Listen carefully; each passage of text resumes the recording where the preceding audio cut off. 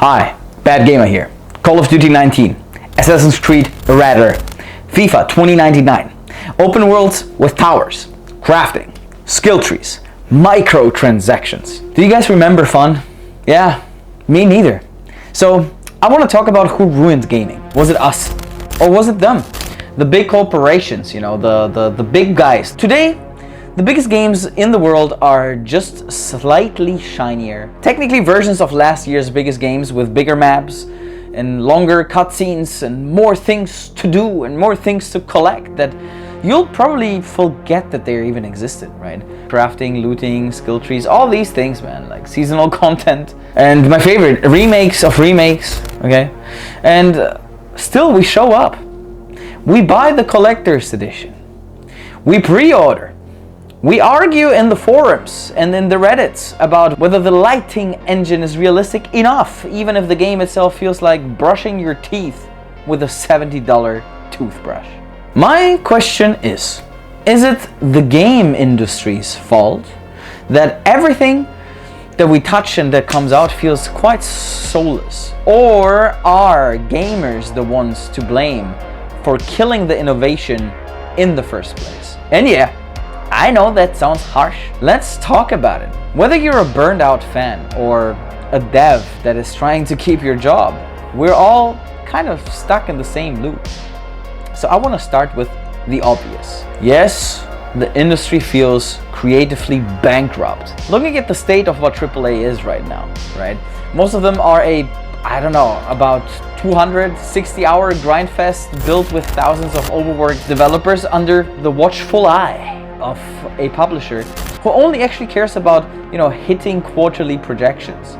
The moment a game takes a risk, boom, might be bound to flop, okay? The studio gets shut down and the lesson learned is never do anything interesting again. This is not because the devs don't want to make cool games. Just get this out of your mind, because they do. Most of the people making games actually love games, right? And writing scripts and all of that. They're gamers too.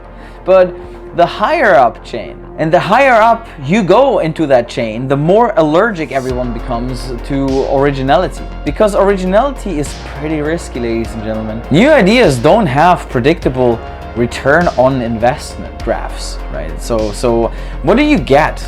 You get sequels, you get spin-offs, you get reboots, and some franchise tie-ins, right? Throwing in a new movement system or a dynamic weather cycle or whatever you have in your mind does not count as innovation, alright?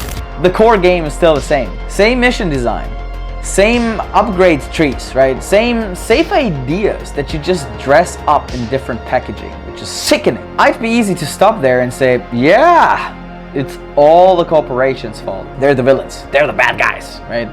Always have been. Always will be. Case closed.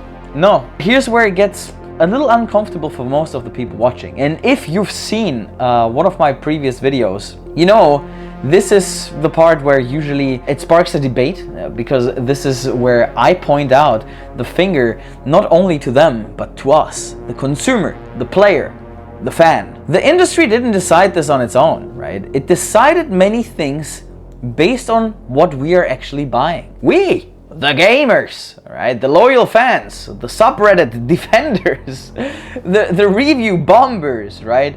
The YouTube hype trains, man, the ones that write these trains. We trained the industry to be like this. Every time we pre-ordered a broken game, every time we said, we'll get patched, it's alright. Every time we lined up for the 5th remaster of Skyrim, like it was the second coming of Christ. We told the industry, this is what we want. We rewarded comfort, familiarity, nostalgia. And what do you think the corporations do? They listened. I understand that games are expensive nowadays, and people want to spend money on something that I would call probably more safe, and they know that they will enjoy it. But this feeds into the fact that every next big RPG will come with, crafting and a minimap full of icons, because at least it's predictable, right? Point is, predictable isn't the same as memorable. Predictable is not magic. A lot of casual gamers out there, they wouldn't even touch inscriptions with a 10-foot pole. Animal Well? Well, I bought it, but I never played it. Outer Wilds? Let's wait until it's on Game Pass, because then I will boot it up, and then I'll get confused after 15 minutes, and then I just bounce. I just bounce right back into something much safer. Then we go online and we say, man, games, they just aren't what they used to be anymore. Yeah, no shit. We created this exact loop. Corporations follow money. We give them money for the same stuff, so they keep making the same stuff. And then we ask why nothing feels fresh anymore, right? It's not just the corporates, also not just the players, right? It's both. It's a whole machine that is built on mutual fear. Devs are afraid to fail, right? Gamers are afraid to waste their time.